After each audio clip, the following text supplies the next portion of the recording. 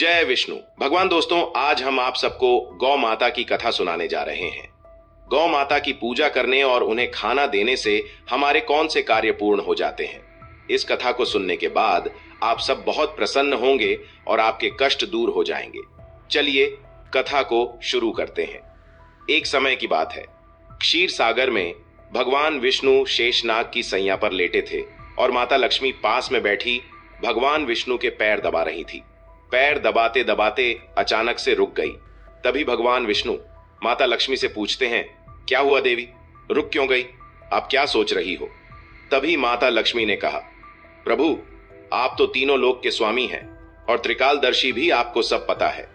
मेरे मन की कोई भी बात आज तक छिपी है। मेरे मन में क्या प्रश्न है, प्रभु आपको भली भांति पता है।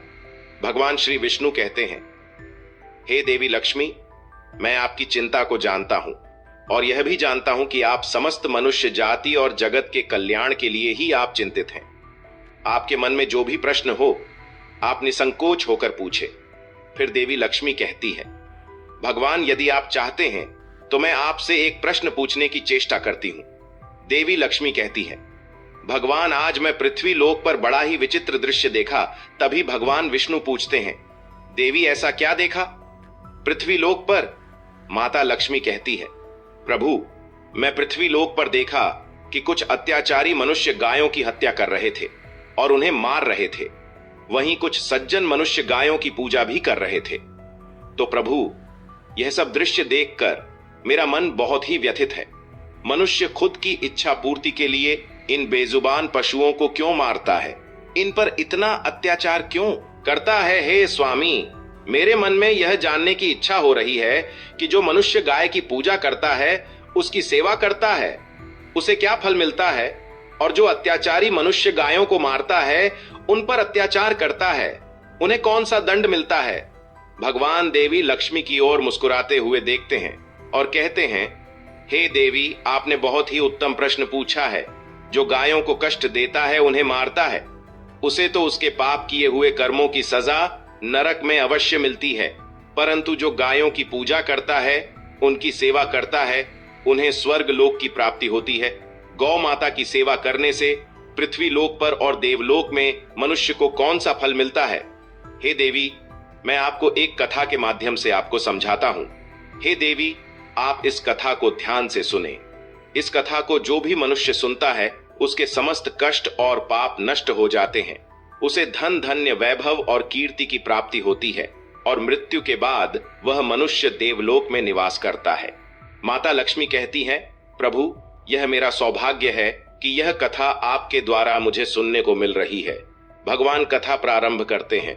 कहते हैं, प्राचीन समय की बात है। भूलोक पर व्यवस्वान वंश में एक मनु नाम के राजा, जो महाराज धाम का बड़ा पालन करने वाले गुणवान, चरित्रवान तथा महापराक्रमी थे, उन्होंने शांति और धर्म पूर्वक अपनी प्रजा और राज्य का पालन किया और अपनी प्रजा को सदैव ही सभी तरह से सुखी रखा।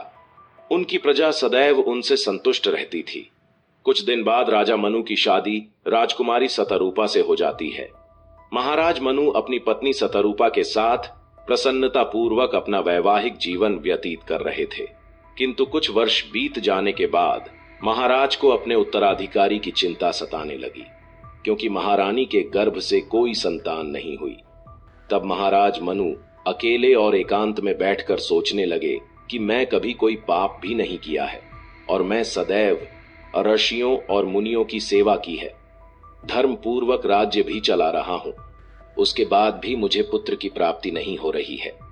मैंने अनजाने में ऐसा कौन सा पाप कर दिया है? इतना सोचकर वे बहुत चिंतित हो गए। फिर उनके मन में एक विचार आया कि इस समस्या का समाधान केवल गुरु वशिष्ठ जी ही कर सकते हैं। वही मुझे मेरे दोष के बारे में बताएंगे और संतान प्राप्ति के लिए कोई मार्ग बताएंगे। इतना सोचकर राजा मनु और रानी सतरूपा के साथ गुरु वशिष्ठ जी के आश्रम पर पहुंच गए। आश्रम पर वशिष्ठ जी नित्य कर्म करके ध्यान लीन में बैठे थे। उसी समय राजा मनु रानी के साथ उनके पास जाते हैं और उनका दर्शन करते हैं। राजा मनु और रानी ने गुरु वशिष्ठ के चरण स्पर्श किए और आशीर्वाद प्राप्त किया। गुरु वशिष्ठ ने उनका कुशल मंगल पूछते हुए उन्हें आशीर्वाद दिया। फिर वशिष्ठ जी कहने लगे, हे राजन, सब कुशल मंगल तो है ना? ना आप और महारानी का आज अचानक वन में मेरी कुटिया में पधारने की ऐसी क्या आवश्यकता पड़ गई है? किस कारण से एक महान राजा को अपना राज्य छोड़कर इस वन में आना पड़ा? विवस्वान कुल के सभी राजा महाराज अपनी उम्र के अंतिम दिनों में अपना राज्य अपने उत्तराधिकारी को सौंपकर तपस्या करने के लिए वन में आते हैं, किंतु आप तो अभी भी नवयुवक हैं। आपने अभी अभी राज्य का कार्यभार संभाला है, आपने अभी तक पुत्र भी उत्पन्न नहीं किया है, फिर आप ऐसे अपना राज्य पाठ छोड़कर वन में क्यों चले आ गए? यह आप जैसे महान और पराक्रमी राजा को शोभा नहीं देता है। इतना सब सुनने के बाद राजा मनु बोलते हैं, हे गुरुवर, मैं यहाँ जंगल में आपके यहाँ पर तपस्या करने के लिए नहीं आया हूँ। गुरुदेव, मैं आपके पास सहायता मांगने के उद्देश्य से आया हूँ। कृपया आप मेरा मार्गदर्शन कीजिए, मैं बहुत कष्ट में हूँ। फिर महर्षि वशिष्ठ कहते हैं, हे राजन, आपके जैसे महान राजा को भला किस बात के लिए मेरा मार्गदर्शन चाहिए? फिर राजा मनु बोलते हैं, गुरुवर, आप तो स्वयं ही त्रिकालदर्शी हैं, आपको भली भांति पता हो गया होगा कि हम किस प्रयोजन से आपके पास आए हैं। महर्षि राजा मनु की बातें सुनने के बाद मुस्कुराते हुए कहते हैं, हे राजन, आप चिंतित ना हो, मैं अवश्य आपकी सहायता करूंगा। फिर महर्षि वशिष्ठ अपनी दिव्य दृष्टि से महाराज मनु के भूतकाल में हुए पापों को देखने लगते हैं तो उन्हें राजा की एक भूल के बारे में पता चलता है। महर्षि वशिष्ठ राजा से कहते हैं, हे राजन, आपसे एक बहुत बड़ी भूल हुई है जिसका आपको ज्ञान नहीं है। जब आप अपने मित्र राज्य से लौट रहे थे तभी मार्ग में एक वृक्ष के नीचे एक गाय और उसके नन्हे बछड़े को अपने अनदेखा कर दिया था। वह गाय और उसका बछड़ा बहुत भूखे प्यासे और कष्ट में थे। आपने उस गाय को और उसके नन्हे बछड़े को ना ही भोजन कराया और ना ही उसे नमस्कार किया। उस गाय ने आपसे मदद की, गुहार भी की, किंतु आप अपनी प्रसन्नता में खोए हुए थे और आपको उस गाय की पुकार भी सुनाई नहीं दी। आपके इस व्यवहार को देखकर वह गाय अत्यंत दुखी हुई और उसने आपको श्राप दे दिया है। हे राजन, जो मनुष्य गाय को कष्ट में देखकर उसकी सहायता नहीं करता, भूखी गौ माता को भोजन नहीं करता, उसे तो महापाप लगता है। और इस गाय के श्राप के कारण आपको संतान सुख की प्राप्ति नहीं हो पा रही है। गुरु वशिष्ठ ने राजा मनु को उनके द्वारा किए गए पाप को बता देते हैं, जिसे सुनकर राजा मनु बहुत दुखी हुए और अपने आप को मन ही मन कोसने लगे और पश्चाताप करते हुए कहने लगे, गुरुवर, इस श्राप से मुक्ति का कोई रास्ता बताइए गुरुदेव। मैं अपनी इस गलती को सुधारना चाहता हूँ, कृपया आप ही मुझे कोई उपाय बताइए जिससे कि मैं इस पाप से मुक्ति पा सकूं। मेरा यह अपराध क्षमा पात्र नहीं है, किंतु फिर भी मैं प्रायश्चित करना चाहता हूं।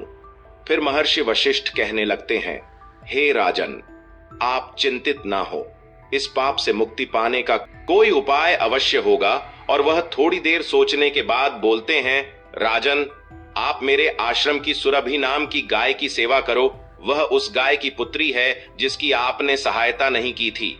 आप इसे अपने साथ ले जाइए और अपनी पत्नी के साथ मिलकर गाय की सेवा करो, उसकी पूजा करो, वह तुम्हें अवश्य पुत्र प्रदान करेगी। तभी अचानक से वह सुरभि गाय बाहर से उस आश्रम में प्रवेश करती है। उस गाय को अपनी ओर आता देखकर महर्षि वशिष्ठ बोले, हे राजन, आप भाग्यशाली हैं। देखिए, केवल स्मरण करने मात्र से ही कल्याण करने वाली यह गाय स्वयं चल कर आई है। यह गाय निश्चित ही आपके दुख दूर करेगी और आपके पापों का निवारण करेगी। आप जंगल में इस नंदिनी गाय के पीछे पीछे चलकर इसकी सेवा करो, जंगल में रहने वाले पशुओं से इसकी रक्षा करो और जंगल से वापस आश्रम में लौट आने पर रानी सतरूपा इस गाय की सेवा करें, पूजा आराधना करें। इससे प्रसन्न होकर यह गाय तुम्हें अवश्य ही पुत्र प्रदान करेगी। राजा मनु ने गुरु वशिष्ठ की बातें मानी और फिर गाय को चराने के लिए प्रतिदिन जंगल में लेकर जाने लगे। जब वह गाय चलने लगती तो महाराज उसके पीछे पीछे चलते, इधर उधर से हरी हरी घास आकर उस गाय को खिलाने लगता। जब वह गाय किसी वृक्ष के नीचे बैठती तो उसके लिए तालाब से पानी लाते और उसे अपने हाथों से पिलाते, उसके मस्तक को सहलाते। इस प्रकार से महाराज उस गाय की सेवा में लगे रहे। जब शाम हुई तो महाराज उस गाय के साथ आश्रम में लौट आए। आश्रम में पहुंचते ही उस गाय ने महाराज को अपनी जीभ से चाटना शुरू कर दिया, जिससे महाराज का शरीर पवित्र हो गया और उसके सभी पाप नष्ट हो गए। उसके बाद महारानी सतरूपा ने आगे जाकर सुरभि गाय के आगे हाथ जोड़ और विधिपूर्वक उसका पूजन किया और चरणों में मस्तक झुकाया। फिर उस गाय ने उस रानी की पूजा को स्वीकार किया और रानी पर अपनी दृष्टि डालकर उसके सभी दोष समाप्त कर दिए। गाय की दृष्टि पड़ते ही रानी अत्यंत पवित्र हो गई। इस प्रकार से राजा मनु को उस गाय की सेवा करते हुए 30 दिन बीत गए।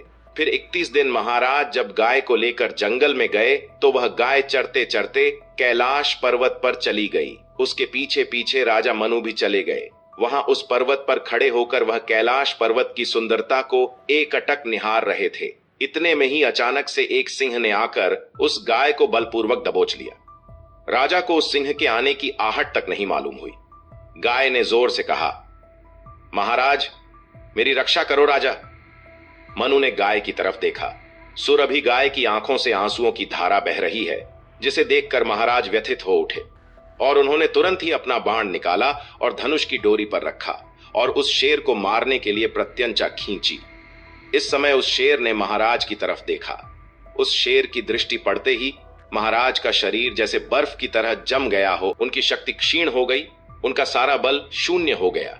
अब तभी उस सिंह ने गर्जना भरी आवाज में कहा, हे राजन, मेरे ऊपर प्रहार करना तुम्हारे बस की बात नहीं है, क्योंकि भगवान भोलेनाथ मेरी ही पीठ पर पैर रखकर नंदी पर विराजमान होते हैं। इसीलिए तुम मुझे मारने की चेष्टा मत करो। अगर तुम मुझे मारने की कोशिश करोगे तो निष्फल रहोगे। अब तुम यहां से लौट जाओ। विधाता ने इस गाय को आज मेरा भोजन नियुक्त किया है, इसीलिए तुम इसमें दखल देने की कोशिश मत करो। मैं जानता हूं तुम सूर्य वंश में जन्मे हुए राजा मनु हो। तुम्हें अभी यह जात नहीं, इस कैलाश पर्वत पर भगवान भोलेनाथ की माया फैली हुई है, इसीलिए तुम यहां से तुरंत ही चले जाओ। फिर राजा मनु बोलने लगे, हे सिंहराज, कृपया आप इस गाय को ना मारे। यह महर्षि वशिष्ठ जी की संपूर्ण मनोरथ को पूर्ण करने वाली सुरभि गाय हैं, इसकी हत्या न करें। इस गाय की रक्षा और सेवा करने का आदेश मुझे दिया है। इस गाय का एक नन्हा बछड़ा भी है जो घर पर इसकी राह देख रहा है। मैं इस गाय को इस हाल पर मरने के लिए छोड़कर नहीं जा सकता। इसीलिए हे सिंहराज, मेरी आपसे विनती है कि आप इस गाय को जीवन दान दो। इस गाय के बदले में मैं तुम्हें अपना शरीर समर्पित करता हूं, जिससे तुम्हारी भूख भी शांत हो जाएगी और इस गाय की रक्षा भी हो जाएगी और मेरे वचन का पालन भी हो जाएगा। साथ ही गौ रक्षा के लिए प्राण त्यागने से मुझे उत्तम गति की प्राप्ति होगी। इतना कहकर महाराज मनु उसके सामने हाथ जोड़कर बैठ गए और आंखें बंद की।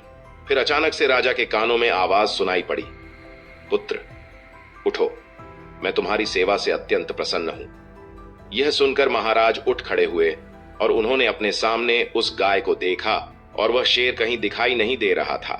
तब वह सुरभि गाय राजा से कहने लगी, हे राजन, यह सब मेरी ही माया रची हुई थी। मैं तुम्हारी परीक्षा ले रही थी। तुम अपने प्राण देने के लिए तैयार थे, इसीलिए मैं तुम पर बहुत प्रसन्न हूं। अब तुम मुझसे कोई भी वरदान मांगो, जो तुम्हारी मनोकामना है वह कहो, मैं अवश्य पूर्ण करूंगी। महाराज मनु कहते हैं, हे गौ माता, मेरे मन में जो इच्छा है आप वह भली भांति जानती हैं। कृपया आप मुझे पुत्र प्राप्ति का वरदान दीजिए, मेरी यही कामना है। फिर उस गाय ने कहा, हे बेटा, तुम पत्ते के रोने में मेरा दूध लेकर उसका पान करो। इससे तुम्हें अत्यंत बुद्धिमान और गुणवान पुत्र की प्राप्ति होगी। महाराज दिलीप कहने लगे, अब आप मेरे साथ आश्रम पर चलिए और मैं आपकी पूजा आराधना करके तथा मेरे अनुष्ठान को पूरा करके आपके अमृत समान दूध का पान करना चाहता हूं। उसके बाद राजा मनु उस गाय को साथ लेकर आश्रम चले गए। आश्रम में पहुंचने पर महारानी सतरूपा ने आगे जाकर उस गाय का पूजन किया। तब उस गाय ने कहा, है महारानी, आप मुझे स्पर्श करें, इससे आपको अत्यंत गुणवान और बुद्धिमान पुत्र की प्राप्ति होगी। फिर महारानी ने गाय को स्पर्श किया। महाराज और महारानी ने उस गाय की विधिवत पूजा आराधना की और उनके अमृत के समान दूध को प्रसाद समझकर ग्रहण किया। महर्षि वशिष्ठ कहने लगे, हे राजन, अब आप अपने पाप से मुक्त हो चुके हैं।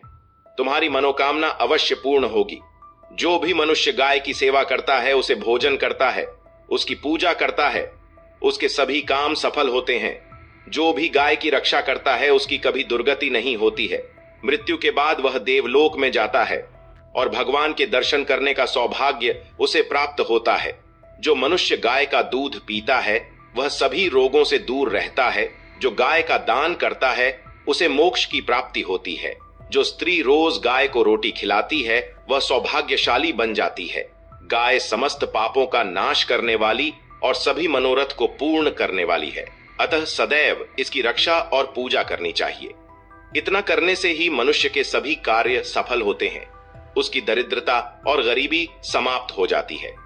फिर भगवान विष्णु कहते हैं, हे देवी लक्ष्मी, इस प्रकार से महाराज मनु द्वारा गाय की सेवा करने से उन्हें 2 पुत्र और 3 कन्याओं की प्राप्ति हुई। मित्रों, आपको आज की वीडियो कैसी लगी हमें कमेंट करके अवश्य बताएं, और वीडियो अच्छी लगी है तो वीडियो को लाइक और चैनल को सब्सक्राइब अवश्य करें। जय विष्णु भगवान।